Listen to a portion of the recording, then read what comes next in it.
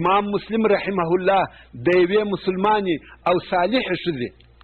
نیکې او مبارکې ښځې چې ام حبیبه بنت ابي سفیان ام المؤمنین او د رسول الله صلی الله علیه و وسلم زوجه ده په قصه کې یو حدیث شریف روایتوي او وایي یو ورځ رسول الله صلی الله علیه و وسلم واورېدل چې ام المؤمنین ام حبیبه رضی الله تعالی عنها په خپل دعا کې وویل الهي زما خاوند رسول الله صلی الله علیه و وسلم ته اوږد ژوند ورکړي زما پلار ابي سفیان او زما ورور معاویه ته اوږد ژوند ورکړي رسول الله صلی الله علیه و وسلم ورته وفرمایل تا د الله جل جلاله څخه د لیکل سوو اجلو او د شمیرل سوو ورځو او د ویشل سوو رزقو په باره کې غوښتنه وکړه الله جل جلاله هیڅ شی تر خپل وخت نه د مخه کوي او نه شی تر خپل وخت وروسته کوي که تا د الله جل جلاله څخه دا غوښتنه کړې وای چې د اور له عذابه دې وساتي او د قبر له عذابه دې وساتي دا به ستا دپاره خیر او ښه وای له دغه حدیث شریف څخه دا معلومه سوه که انسان د عمر د اوږدېدلو دپاره هر څونه دعاوې هم وکړي د ده په عمر کې تغییر یا زیاتوب نه راځي ځکه دغه کار په حساب سره دی او په کتاب کې لیکل سوی دی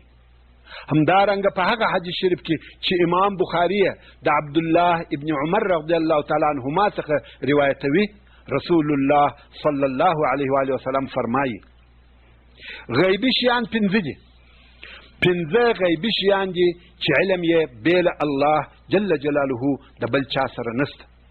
او بیا رسول الله صلی الله علیه و وسلم دغه ذکر سوی آیات شریف چې د سورت لقمان 34 نمبر آیات تلاوت کړي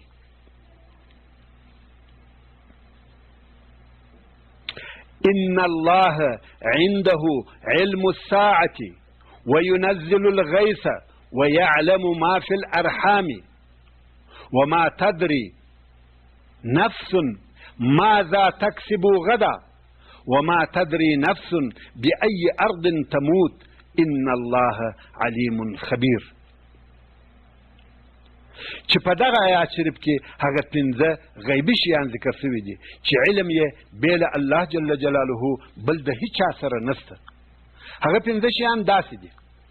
اول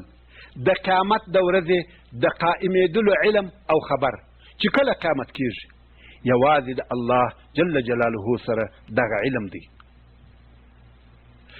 د قیامت د پیښېدلو ورځ بې له الله جل جلاله بل هیڅ چاته نه ده معلومه دوهم الله جل جلاله باران اوروي او د باران د اورېدلو وخت د باران اندازه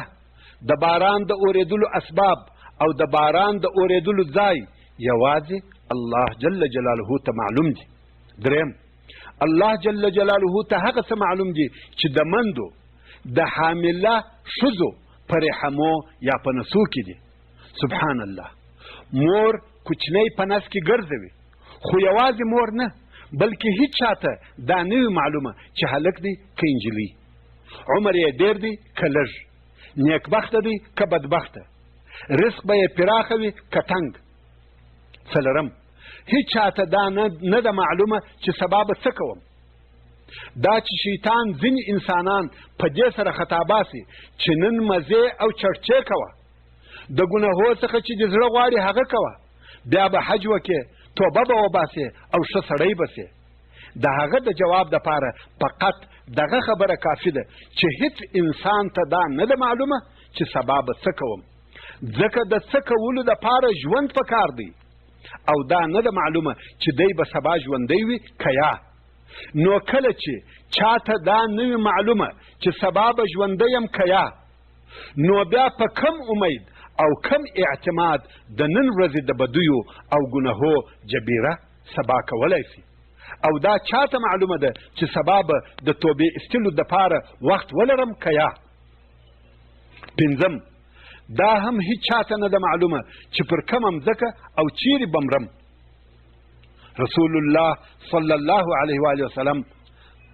په هغه حدیث شریف کې چې امام ترمذي او امام احمد یې روایتوي فرمایي بېشکه کله چې الله جل جلاله د یوه بنده د روح د قبضولو اراده په یوه مځکه کې وفرمایي چې په فلاني مځکه کې دې مړ سي، نو دغه بنده لره په هغه مځکه کې یو ضرورت پیدا کړي، کله چې هلته ولاړ سي روح یې قبض کړي.